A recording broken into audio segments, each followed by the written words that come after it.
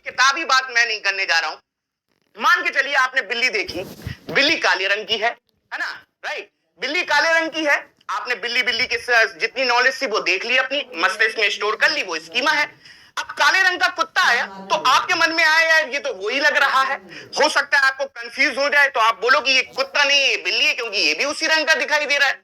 लेकिन बाद में जब आपको जानकारी होगी, पहले हो सकता है भ्रम हो जाए, आपको गलत बता जाओ, और बाद में आपको जब किसी ने बताया कि जो काले रंग का आया ये भौंकता है, ये बिल्ली नहीं ये कुत्ता है, तो आपने जो बाद में चीज आई, नई चीज आई, उसके आधार पर आप अपने स्कीमा में क्या करोगे, चेंजेस करोगे। यानी कि समय के आधार पर आप अपने ज्ञान में चेंज करते हो, परिवर्तन करते हो। उस चेंज को हम लोग स्कीमा चेंज के नाम से जाने जाते हैं। यानी कि स्कीमा में मॉडिफिकेशन भी करना पड़ता है, इस बात को ध्यान में रखिएगा। मुझे लगता है कि आसान भाषा में स्कीमा जो हमने आपके साथ चर्चा करी वो आपको समझ में आ गया होगा, ठीक है। वो हम लोग बाद में देखेंगे, अभी अनुकूलन की क्रिया क्या होती है वो आएगा, धीरे धीरे बढ़ते चलेंगे। अभी स्कीमा यहां पर स्कीमा को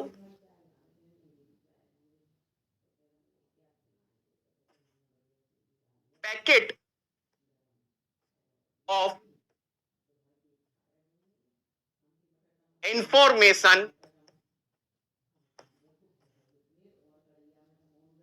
कहते हैं।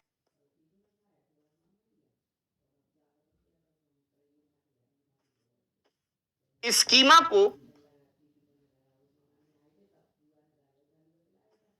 बंडल ऑफ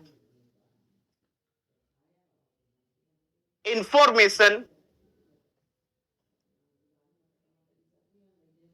कहते हैं।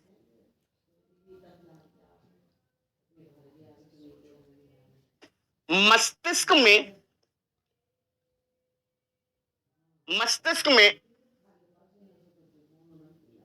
सूचनाओं की मानसिक संरचना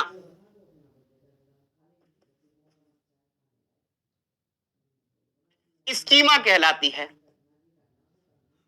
स्कीमा कहलाती है। अब मेरे सारे के सारे दोस्त जितने भी एस्पिरेंट्स हैं, भाई बंधु हैं, ये इंपॉर्टेंट, लेकिन स्कीमा के लिए जो सबसे ज्यादा इंपॉर्टेंट है वो आपको थर्ड नंबर वाला है। इसलिए मैं थर्ड को एक अंडरलाइन कर देता हूं ताकि बच्चे लोगों का फोकस इस वाले पे ज्यादा जाए। क्योंकि हमने आपसे पहले ही बोला है कि देखने के बाद जो एक आकार बनता है, स्ट्रक्चर बनता है आपके मस्तिष्क में, उसको आपको ध्यान में रखना है, वही है आपका मेन रूप से स्कीमा। बच्चों के मन में स्कीम्स भी आ रहा होगा, धीरे धीरे बढ़ते चलिएगा, धीरे धीरे बढ़ते हुए चलेंगे, सारी की सारी जानकारी आपको मिलती चली जाएगी। पहले इतना नोट करें, और सभी प्यारे के प्यारे बच्चे यहां पर मुझे कमेंट कर दीजिएगा जब तक मैं स्क्रीन के साइड में हूं। और हाय सर, गुड इवनिंग बोलना है सभी को, गुड इवनिंग है, नमस्कार है, राधे राधे करता हूं, इस्तकबाल करता हूं। बने रहिए ज्ञान गंगा के ऐप में सर सतेन के साथ। चलिए पहले इतना नोट करिएगा, मैं साइड में हूं, और फिर आप लोग बता दीजिएगा आपका जितना भी है।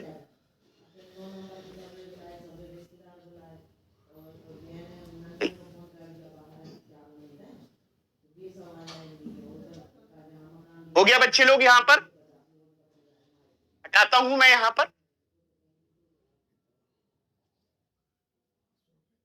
पर बताएंगे हो चुका है, सभी लोग बताएंगे, आगे बढ़े। चलिए, मुझे लगता है कि यहां तक दोस्तों सभी लोगों ने ऐड कर लिया होगा, नोट कर लिया होगा, फैंटास्टिक, वेलकम। चलिए आगे आते हैं। चलिए अब देखिएगा, अब बच्चे यहां पर स्कीमा नोट कर लिया है। अब प्याजे की सबसे महत्वपूर्ण जो शब्दावली है उसको नोट करने वाले हैं, और उसका नाम है यहां पर अनुकूलन। क्या होता है अनुकूलन, एक एक करके हम इस टॉपिक को समझने का प्रयास करेंगे कि क्या होता है अनुकूलन। बस ध्यान से बात को सुनते हुए चलिएगा, सब कुछ समझ में आएगा। गुरुदेव नमस्कार, बिल्कुल गुरुदेव को नमस्कार, सभी प्यारे बच्चों की बात मैं सुन रहा हूं। क्या होता है अनुकूलन, देखिएगा बच्चे, अगर मैं आपसे कहूं, मैं दो वर्ड यहां पर लूंगा, एक पूर्व ज्ञान यानी कि प्रीवियस नॉलेज है आपके पास, कुछ भी मान के चलती है, एक्स वाई जेड जो भी मान लो, और आपके सामने कोई न्यू सिचुएशन आई तो वो आपके सामने नवीन ज्ञान या नई परिस्थिति से रिलेटेड होगी, राइट। बात समझ में आ रहा होगा यहां तक। एक साइड पूर्व है, एक साइड आपके सामने नवीन है, इतनी बात आप समझते हो। मान के चलता हूं कि इस वक्त मैं प्रयागराज में ज्ञान गंगा ऑफलाइन सेंटर से डिजिटल ऑनलाइन स्टूडियो से आपकी क्लास ले रहा हूं, है ना, समझ रहे होंगे। यानी कि मैं प्रयागराज में हूं और यहां का मौसम आपका गर्म मान के चलिएगा, ह्यूमिडिटी वाला। तो मैं प्रयागराज के मौसम से परिचित हूं, यहां के आसपास के, ये मेरी नॉलेज है यहां से रिलेटेड। अब मान के चलिए कि मैं प्रयागराज से पलायन करके अगर जम्मू कश्मीर के लद्दाख क्षेत्र में जाऊं, तो हो सकता है जम्मू कश्मीर जो होगा, लद्दाख, मेरे लिए न्यू सिचुएशन होगी। बिल्कुल बात सही है, मेरे लिए न्यू सिचुएशन होगी।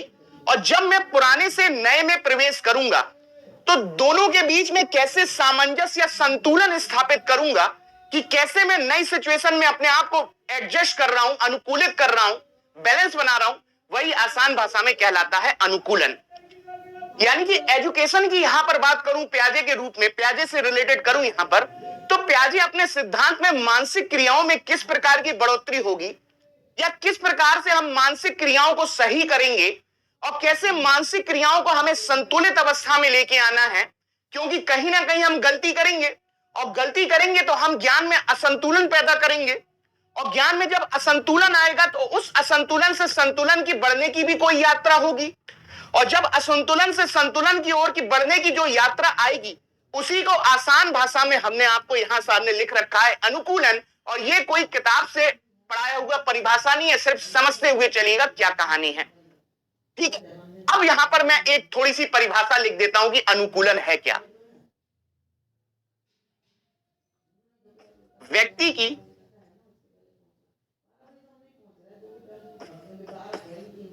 वातावरण के साथ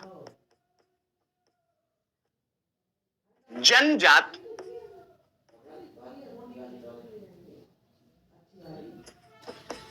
सामंजस्य स्थापित करने की प्रवृत्ति को अनुकूलन के नाम से जाना जाता है। पहले तो यह परिभाषा लिख लें, अनुकूलन के नाम से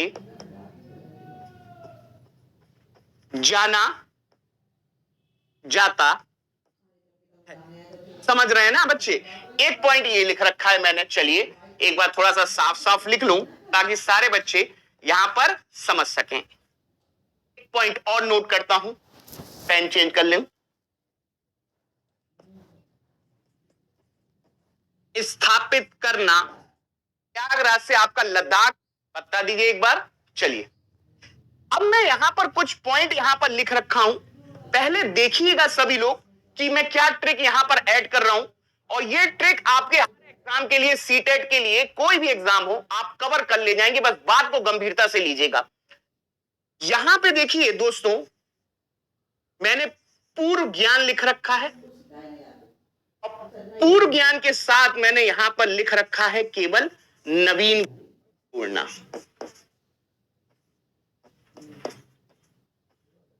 ठीक है, पहले लिख लेता हूं, फिर उसके बाद मैं बता देता हूं आप लोगों को। और यहां पर दोस्तों मैंने लिखा है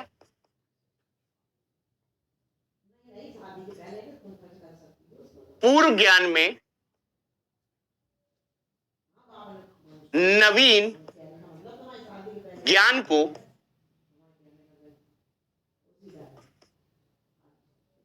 जोड़ने के बाद ज्ञान में वृद्धि, विस्तार, कौमा अंतर, कौमा संशोधन और एरर दूर करना, बस इतना मैंने यहां पर लिख रखा है। और ये पूरी फिल्म को, अब मेरी बात को ध्यान से सुनते हुए चलेंगे, अब ध्यान से सुनेंगे यहां पर क्या इंपॉर्टेंट होने वाला है। इसको मैंने यहां पर देखिएगा, पूर्व ज्ञान में नवीन ज्ञान को जोड़ना लिख रखा है, और इसको हम लोग आत्मसात्करण के नाम से जानते हैं। और इस वाले में मैंने लिखा है कि पूर्व ज्ञान में नवीन ज्ञान को जोड़ने के बाद हमने लिखा यहां पर वृद्धि, यहां पर लिख रखा है यहां पर विस्तार, यहां पर लिख रखा है अंतर, यहां पर लिख रखा है संशोधन और आगे लिख रखा है एरर दूर करना, आपका समायोजन कहलाता है। अब समझते हैं यहां पर आगे की बात क्या होगी। चलिए अब देखिएगा, मान के चलिए इस स्क्रीन को मत देखिएगा, ठीक है। कभी कभार थ्योरी से ज्यादा रियल एक्सपीरियंस जो होते हैं आपके एप्लीकेशन डेली जीवन के, वो काम में आते हैं। मान के चलिएगा कि वातावरण में आपने घर पे छत पर आपने क्या हुआ, मम्मी पापा के साथ खेल रहे थे, तो आपने आसमान में उड़ती हुई चिड़िया को देखा और आपने अपने पापा से पूछा ये क्या है, तो आपके पापा ने बोला बच्चे ये तो चिड़िया है। अब चिड़िया को देख के आपको उस चिड़िया की जो भी जानकारी हो गई, मान के चलते हैं वो है आपका पूर्व ज्ञान कि ये चिड़िया जो है वो आसमान में स्काई में उड़ती है, फ्लाई करती है। ये उसका है पूर्व ज्ञान जो उसके दिमाग में स्कीमा के रूप में फिट हो गया। क्योंकि हमने पहले ही बोला था आपके साथ, स्कीमा का अर्थ होता है कि जो भी चीज देखोगे उसका जो मेंटल स्ट्रक्चर आपके मस्तिष्क में एक इमेज एक व्यवस्थित क्रम में बनाएगा, वो आपका स्कीमा कहलाता है। यानी कि आपके स्कीमा में एक नॉलेज पूर्व ज्ञान फिट हो गई है कि आकाश में कोई चीज उड़ती है, वो है चिड़िया, है ना। अब कुछ समय बाद क्या हुआ कि बच्चे ने आसमान में किसी एक अन्य चीज को उड़ते हुए देखा और वो थी पतंग, है ना, वो थी पतंग। और पतंग बाद में आई तो पतंग हो गई नई परिस्थिति या नवीन ज्ञान। सिंपल सी बात है, पतंग है आपके सामने, नई परिस्थिति या नवीन ज्ञान। और जब उसी छोटे बच्चे ने अपनी जो छत पे था तो उसने जब पतंग को देखा तो उसने बोला पापा से ये है चिड़िया। ये क्या है? चिड़िया। अब देखिएगा क्या बात होने वाली है, दो बात यहां पर आएगी, क्योंकि उसने पहले देखी थी आपकी चिड़िया और बाद में देखी पतंग। लेकिन पतंग जो नवीन ज्ञान, जो नई परिस्थिति जब आई उसके सामने, तो उसने सिंपल और सिंपल ये बोल दिया कि ये क्या है, आपकी चिड़िया है।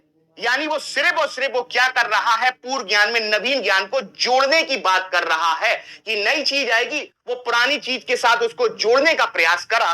वो आपका कहलाएगा आत्मसात्करण, समावेशन या सम्मिलन। और आसान भाषा में बच्चे लोग, आत्मसात्करण का अर्थ होता है चीजों को जोड़ना, और जोड़ना भी किस संदर्भ में, पुरानी वाली को नई चीज के साथ ऐड करना। जैसे 2 + 3 = 5 होता है।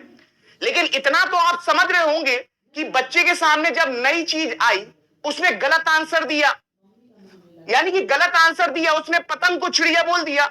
यानी कि उसके स्कीमा में अब उसको अपने स्कीमा में चेंज करना पड़ेगा। क्यों चेंज करना पड़ेगा?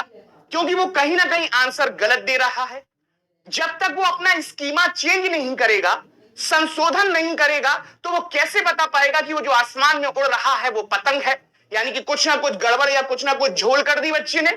और जब तक वो उस मेंटल स्ट्रक्चर स्कीमा में चेंज नहीं करेगा, वो सही जवाब नहीं दे पाएगा। यानी कि अब उसको ऐड करने के बाद अपने स्कीमा में संशोधन करना पड़ेगा, नहीं तो उसके ज्ञान में असंतुलन आएगा। असंतुलन आ रहा है क्योंकि वो गलत आंसर दे रहा है।